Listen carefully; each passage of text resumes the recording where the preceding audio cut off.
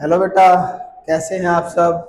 सब बढ़िया होंगे। तो अपन जो चैप्टर अपना कर रहे थे बेटा, पावर प्ले, है ना, उसी के ऊपर आज कुछ क्वेश्चन लेके आया हूं मैं। ठीक है। वो क्वेश्चन जो है वो कुछ स्टेटमेंट टाइप की क्वेश्चन है बच्चों।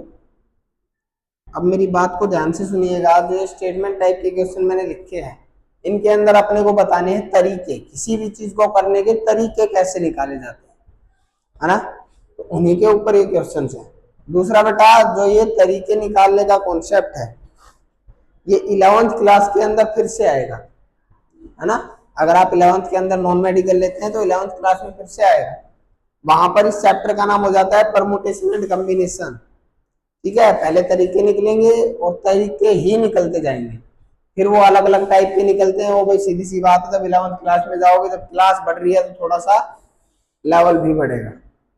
ठीक है जी। तो अपन आज क्वेश्चन जो लेके आए हैं उनके बारे में बात करते हैं बच्चों। कैसे निकालेंगे, कैसे सोल्व करना है वो देखिएगा। सबसे पहला क्वेश्चन दिया है बेटा। ये जो क्वेश्चन होते हैं इनमें सिर्फ आपको क्वेश्चन समझने हैं। ठीक है। तरीके अपने आप समझ आ जाते हैं, है ना। ओवर स्मार्ट बच्चे तुम हो ही। किसी भी चीज के बारे में जब बता देते हो, सर इसको ऐसे कर लो, इसको वैसे कर लो, वही इसके अंदर करना है आप लोगों को। तो देखिएगा, जो सबसे पहला क्वेश्चन है वो क्या है बच्चों। इन ए क्लास, कोई क्लास है, देर आर 27 बॉयज। बॉयज कितने हैं? 27। And 14 girls. गर्ल्स कितनी है बच्चों? 14। बोला गया है the teacher wants to select one boy and one girl. Teacher क्या करना चाहता है बच्चों? एक लड़का और एक लड़की को चूज करना है ना। इसके लिए to represent the class in a function. जो क्लास है उसको एक फंक्शन में रिप्रेजेंट करने के लिए, है ना। फॉर एग्जाम्पल, कई बार होता है ना कि अपन कोई फंक्शन करा रहे हैं, रेस वेसी करा रहे हैं, तो क्लास से, हर क्लास से एक लड़का आ गया, एक लड़की आ गई, वही कराएंगे, वही रिप्रेजेंट करते हैं, है ना। तो वही करना है टीचर को। In how many ways can teacher make the selection. Teacher ये सिलेक्शन कितने तरीके से कर सकता है। ठीक है। तो कैसे होगा देखो बच्चों। अब टीचर आया, ये टीचर है भाई। टीचर कैन मेक सिलेक्शन कितने तरीके से कर सकता है। टीचर आया, अब टीचर जैसे ही आएगा तो उसके सामने तो 27 लड़के खड़े हैं ना, तो कोई फिक्स तो है नहीं कि इसी को चूज किया जाएगा। तो सिलेक्शन करने के तरीके पूछे हैं, कितने तरीके से कर सकता है। तो लड़के तो सिलेक्ट करने के तरीके कितने हैं उसके पास? 27 तरीके, है ना। हो सकता है पहले वाले लड़के को चूज कर ले, मान लो ना किया, हो सकता है दूसरे वाले कर ले। ऐसे कर करके उसके पास कितने तरीके हो गए? टोटल 27 तरीके हो गए ना। और लड़की सिलेक्ट करने का 14 तरीके हैं, तो 27 की 14 से मल्टीप्लाई कर दो बच्चों, जो भी आएगा आपका आंसर आ जाएगा। ठीक है जी। आ गया समझ? कर दोगे? मल्टीप्लाई कर सकते हो, कोई बड़ी बात नहीं है। देखिए, मल्टीप्लाई करने का तरीका मैंने आप लोगों को बता रखा है। 14 को लिख लो 10+4। 27 का 10 से मल्टीप्लाई 270। 27 का 4 से मल्टीप्लाई कितना होगा? 108। दोनों को ऐड कर दो, 378। ये आप लोगों का आंसर है बच्चा। ठीक है जी, हो जाएगा। चलिए सेकंड क्वेश्चन पे चलते हैं फिर अपन। सेकंड क्वेश्चन देखिए। From Goa to Bombay there are two routes. Goa से बॉम्बे जाने के दो रूट है। तो मैं लिख देता हूं, ये गोवा हो गया, ये बॉम्बे हो गया। ये गोवा का पॉइंट है, ये बॉम्बे का पॉइंट है। यहाँ से दो रूट है, एक रूट फर्स्ट रूट, ये सेकंड रूट। दो रूट है बच्चों। ठीक है। एयर एंड सी, पानी और जो आपकी फ्लाइट आती है उससे जाना, है ना। सी, सॉरी बेटा, सी आपका पानी से जाना, है ना। सी पानी वाला ही होता होगा, पानी वाला जो जहाज है ना बेटा। सी पानी से जो जाते हैं वो, ठीक है, समुद्र से। उसके बाद फ्रॉम बॉम्बे टू दिल्ली, बॉम्बे से कहा जाना है? दिल्ली जाना है। बॉम्बे से दिल्ली का रास्ता कितने तरीके बताए? There are 3 routes. वहां से 3 रूट है। ये दिल्ली आ गया मान लो, यहाँ पे एक रूट, दो रूट और ये तीसरा रूट। कितने तरीके हो गए बेटा बॉम्बे से दिल्ली के? 3 तरीके। अब बोला एयर, रेल एंड रोड, या तो एयर से जाएगा या रेल से जाएगा या फिर रोड से जाएगा, 3 तरीके। ठीक है। फ्रॉम गोवा टू दिल्ली, गोवा से दिल्ली जाना है मेरे को वाया बॉम्बे, बॉम्बे होते हुए। How many kind of routes are there, कितने रूट्स बन सकते हैं, कितने तरीके से वो जा सकता है ना। कहां से कहा जाना है भाई? गोवा टू दिल्ली, मतलब यहां से यहां जाना है और यहां होते हुए जाना है, तो कितने तरीके से जा सकता है। तो क्या करो बेटा, एक बार मैं आप लोगों को इस क्वेश्चन के अंदर समझाता हूं, ध्यान से देखिएगा। वैसे करे तो डायरेक्ट होगा क्या भाई, गोवा से बॉम्बे जाएगा, उसके कितने तरीके हैं? 2 तरीके। बॉम्बे पहुंच गया, बॉम्बे पहुंचने के बाद दिल्ली जाने के कितने तरीके हैं? 1 2 3 तरीके, 3 2 का 6, तो टोटल 6 तरीके आएंगे, 6 रूट्स निकल के आएंगे। अब होगा कैसे वो सुनिए। पर मान लो मैं गोवा खड़ा हूं, मैं यहां से मुंबई गया पहले रास्ते से, चला गया। वहां जाने के बाद मैं दिल्ली गया पहले रास्ते से, एक तरीका। पहले रास्ते से मैं बॉम्बे गया, दूसरे रास्ते से दिल्ली गया, 2 तरीके। पहले रास्ते से मैं बॉम्बे गया, तीसरे रास्ते से मैं दिल्ली गया, 3 तरीके। अब पहले रास्ते से जा चुका ना तीनों तरीके से, अब जाऊंगा दूसरे रास्ते से। मान लो दूसरे रास्ते से मैं बॉम्बे गया और पहले रास्ते से दिल्ली, दूसरे रास्ते से बॉम्बे गया, दूसरे रास्ते से दिल्ली, और दूसरे रास्ते से मैं बॉम्बे गया और तीसरे रास्ते से दिल्ली। तो 3 तरीके पहले वाले से बन रहे, 3 तरीके दूसरे वाले से बन रहे, दोनों को ऐड किया तो टोटल कितने तरीके हो गए? 6 तरीके हो गए, और वही मैंने लिखा था। ठीक है बच्चों, समझ गए होगे मेरे हिसाब से आप कैसे क्वेश्चन सोल्व हो रहा है। तो चलिए नेक्स्ट क्वेश्चन पे चलते हैं। अब क्वेश्चन बहुत ही आसान आसान है, जल्दी जल्दी सोल्व होंगे। देयर आर 4 पार्सल, कितने पार्सल है बच्चों? 4 parcel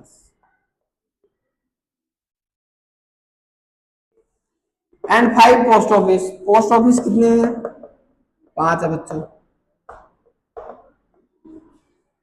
in how many different ways can the parcel be send by registered post, कि मैं पार्सल को कितने तरीके से भेज सकता हूं रजिस्टर्ड पोस्ट की हेल्प से।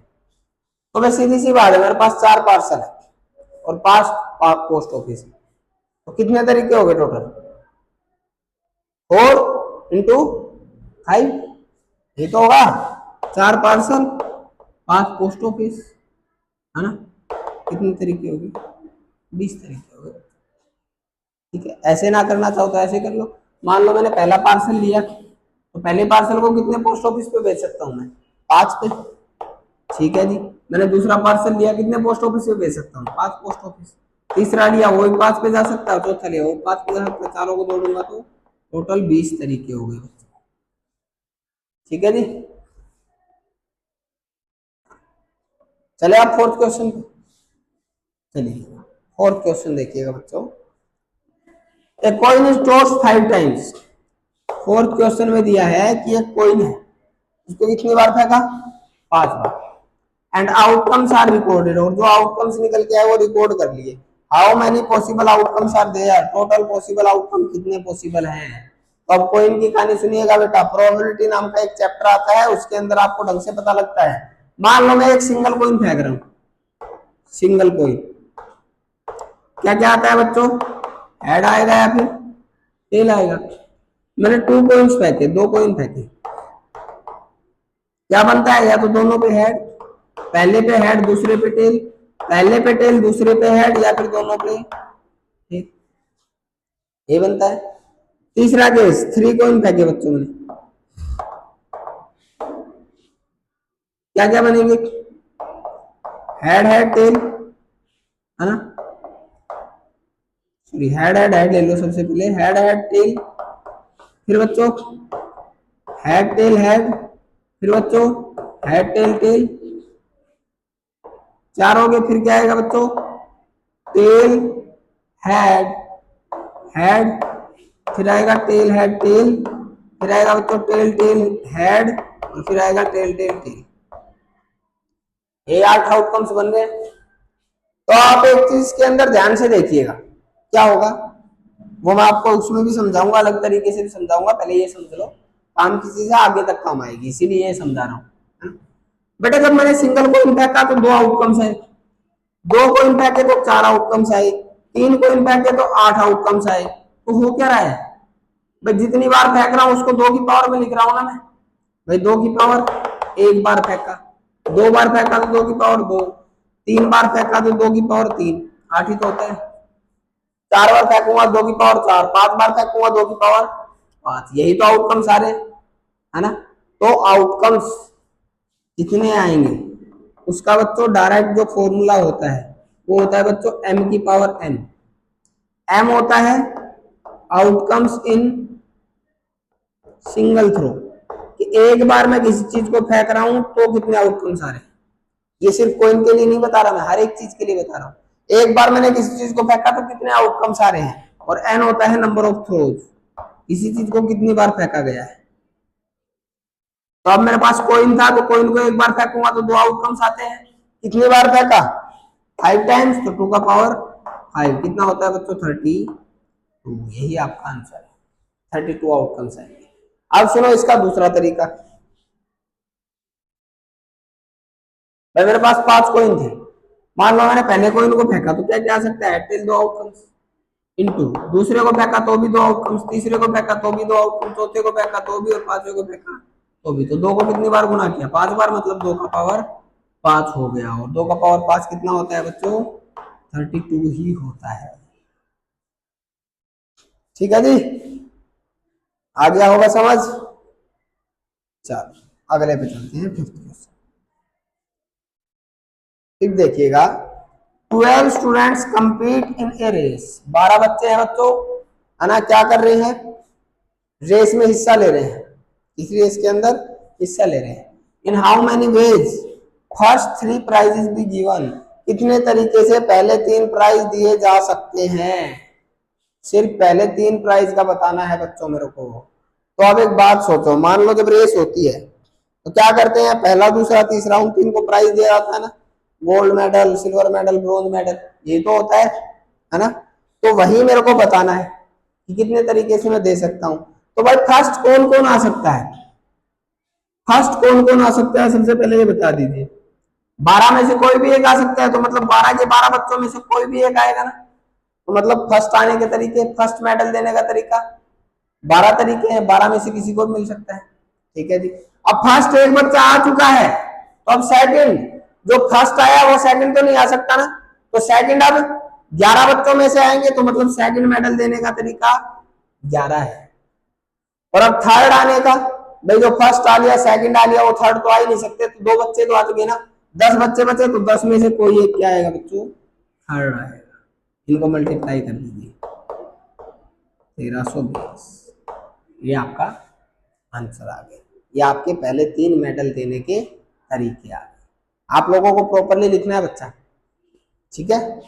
टोटल स्टूडेंट्स 12 है ना, possibility for first medal 12, possibility for second 11, ऐसे आपको प्रॉपरली सोल्व करके लिखना है नोटबुक के अंदर।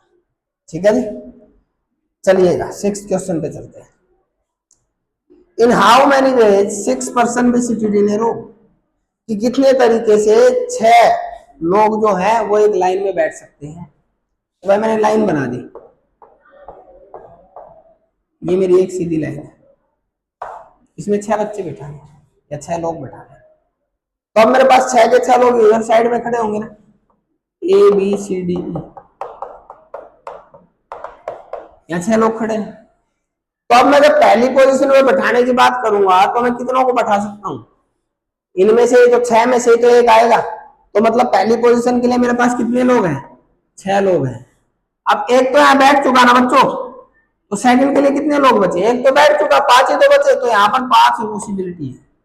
2 बैठ चुके हैं, एक यहाँ बचे कितने 4, फिर यहाँ 3, फिर यहाँ 2, फिर यहाँ, क्योंकि लास्ट वाले केस में क्या होगा 5 लोग तो बैठ चुके ना, अब इंसान तो एक ही बचा है मेरे पास, तो लास्ट में तो वही बचेगा, उसी को बिठाऊंगा। इन सबको मल्टीप्लाई कर दो बच्चों,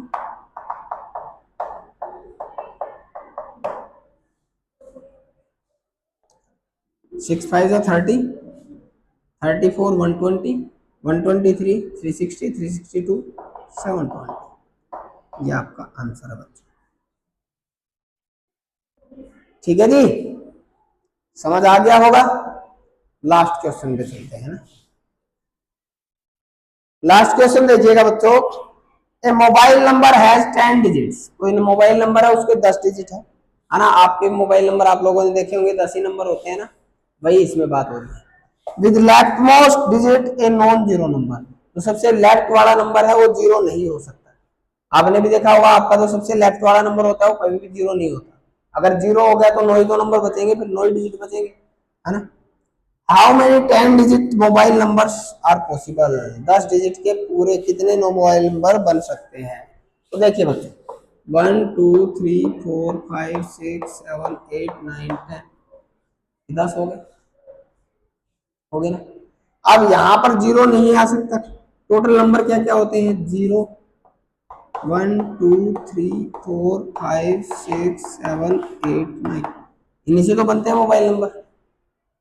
अब लेफ्ट मोस्ट जो है मतलब ये वाला जो है इस पे जीरो नहीं आ सकता बोला है, तो इसके अलावा कौन कौन आ सकता है, 1 2 3 4 5 6 7 8 9, 9 वर्ड आ सकते हैं ना। ठीक है, यहाँ यहाँ तो सारे आ सकते हैं 10 के 10, यहाँ भी 10 के 10, यहाँ भी 10 10 10 10 10 10, सारे आ सकते हैं ना, हर जगह यही तो होता होगा। तो इतने टोटल मोबाइल नंबर आपके बन सकते हैं 10 डिजिट।